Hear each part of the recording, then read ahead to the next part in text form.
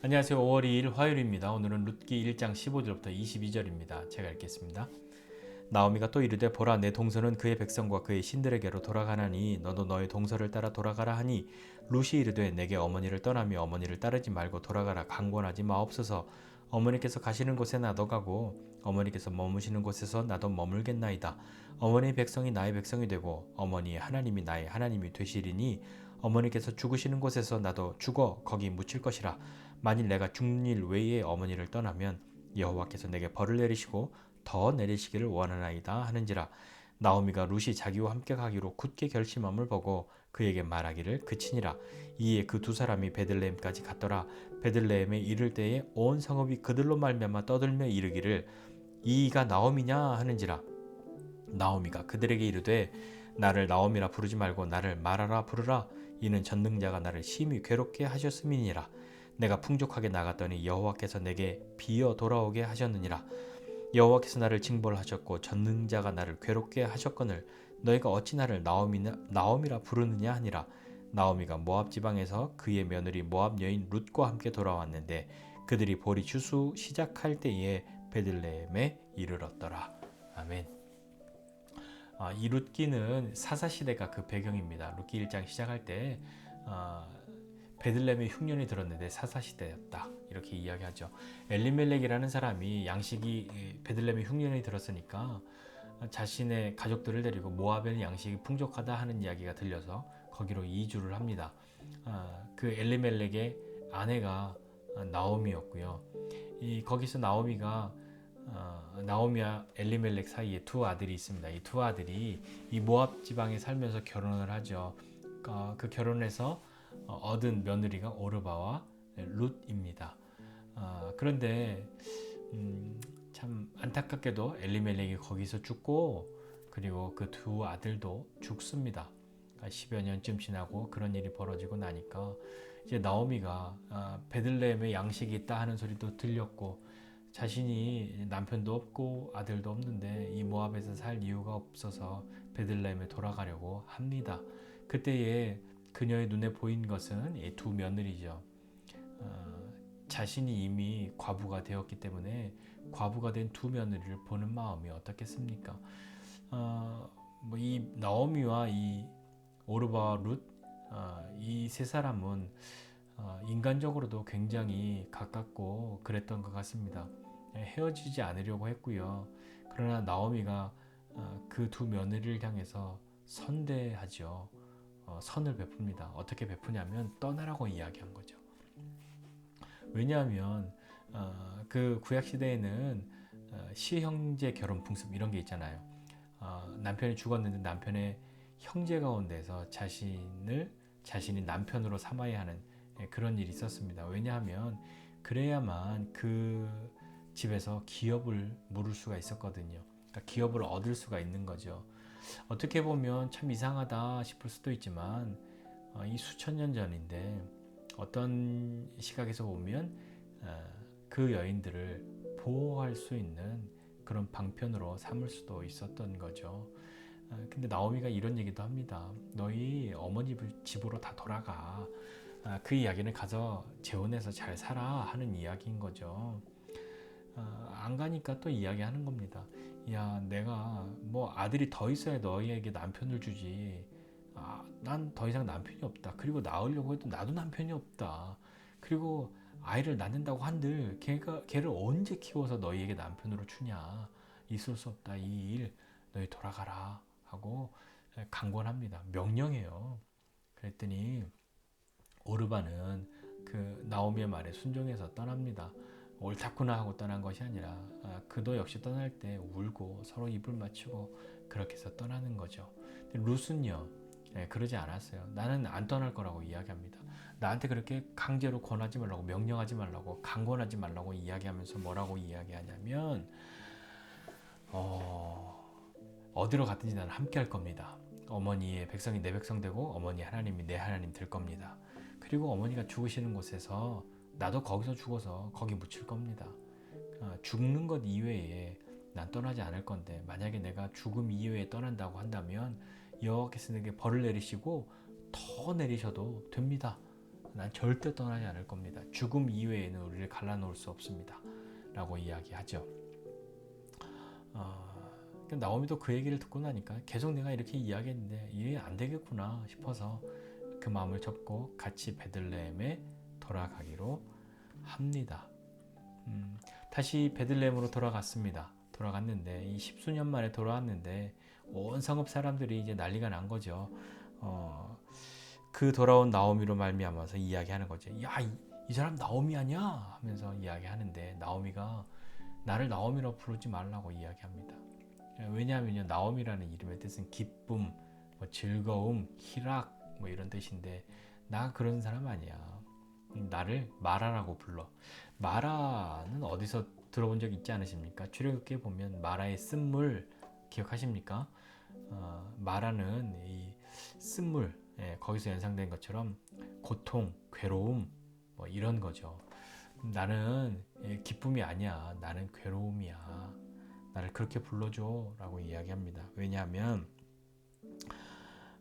전능자가 나를 괴롭게 하셨는데 내가 무슨 기쁨이야. 나는 괴로움이지. 내가 풍족하게 갔는데 지금은 하나님께서 내가 이렇게 다 비어서 돌아오게 하셨잖아. 하나님께 나는 벌받은 거야. 여호와께서 나를 징벌하셨고 전능자가 나를 괴롭게 하셨는데 나를 기쁨이라고 부르면 되겠냐? 나를 그냥 괴로움이라고 불러. 이건 자기 신세를 한탄하거나 그저 뭐 하나님을 향한 원망 그런 것보다는 어쩌면 하나님이 하신 것, 하나님에 대한 믿음을 또 볼 수 있는 그런 요소는 아닐까 생각해 봅니다. 여하튼 그렇게 모압의 여인과 돌아왔는데 며느리와 돌아왔는데 오늘 끝날 때 보니까 본문은 볼이 왔는데 마침 볼이 추수할 때가 되었다. 이렇게 하면서 오늘 본문이 끝나죠. 나오미는 그 누구보다도 두 며느리를 이해했고 아꼈습니다. 그래서 선을 베풀었죠. 그래서 오르바는 순종해서 돌아갔고 룻은 그러지 않을 거라고 하고 따라갑니다. 그리고 믿음을 고백해요. 이 룻은 이방 여인이잖아요. 이방 여인이 이스라엘 사람들이 사는 곳에 들어와서 이스라엘 백성으로 살아가야 한다면 뭘 해야 되냐면 자기의 집을 버리는 거죠. 그러니까 오늘 이 15절에 나오미가 이야기할 때처럼 그의 백성과 그의 신들에게로 돌아갔다 이야기하는 것, 그 당시에 각각의 그 족속들은 자기들이 믿는 신이 있었거든요. 근데 룻은 자기의 족속을 버리고 그 신도 버리고 여호와를 선택했다. 이방 여인이 이스라엘 백성 가운데 편입되려고 한다면 그 여호와 신앙을 고백하는 것, 그것이 있어야 되는데 그녀는 하나님을 선택했습니다. 그런데 이 하나님 어떤 하나님이냐면 나오미에게 괴로움을 준 하나님이란 말이에요.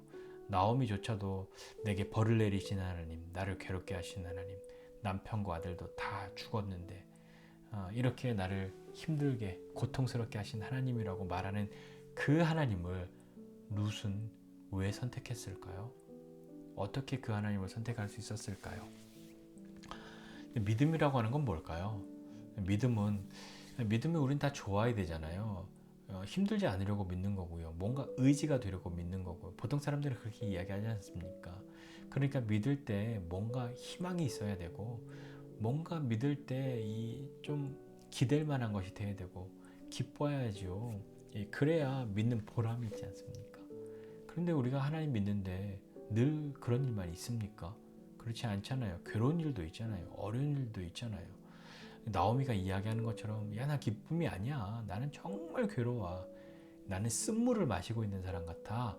라고 하는 그런 것을 경험할 때에도 나오미가 이야기하는 것처럼 믿음이 있어야 하는 거죠. 그 가운데서도 하나님의 다스리심을 믿는 믿음이 있어야 합니다. 하나님께서 내게 벌을 내리셨다. 나는 하나님의 징벌을 받는다. 전능자가 나를 괴롭게 하셨는데 라고 고백하는 것은 하나님을 향한 단지 원망만이 아니라 하나님의 다스리심, 그것을 고백하는 믿음으로 우리 한번 기대해 봐도 되지 않을까요? 믿음은 그런 시간조차도 인내할 수 있게 하는 겁니다. 인내하기 참 힘들죠? 아니요. 그렇다면 버티고 견디는 거죠. 믿음은 거기에도 사용할 수 있는 거니까요. 그렇게 버티고 견딜 수 있게 하는 것이 믿음일지도 모릅니다. 그러니까 우리네 어머니들은 또 우리들은 어떻게 해서든지 힘들고 어려운 상황 속에서도 버텨보려고 기도하고 버텨보려고 하나님 앞에 매달리고 그러지 않습니까?